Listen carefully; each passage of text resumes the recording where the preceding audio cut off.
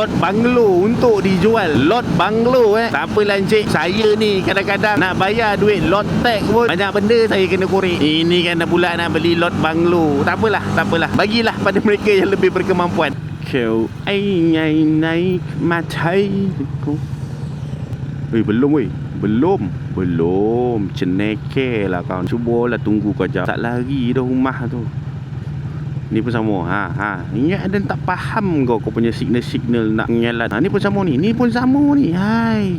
Itu pun tu pun apa masalah masing-masing ni gabung warna kan merah tu. Hei, apalah. Pokok dek kau lah.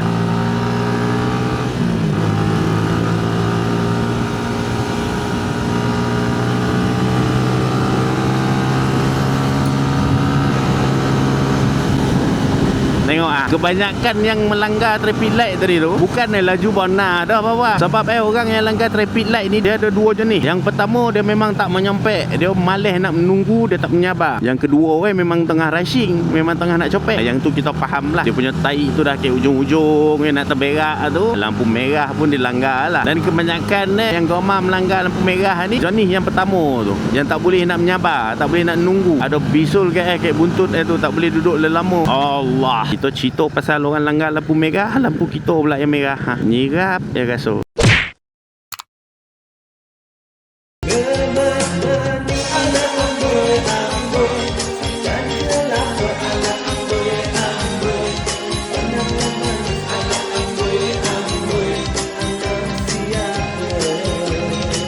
Okay guys, so ini antara barang-barang yang aku selalu guna dalam aku punya video. So kalau kata korang berminat untuk beli, korang klik aja dekat beg kuning tu. Okay?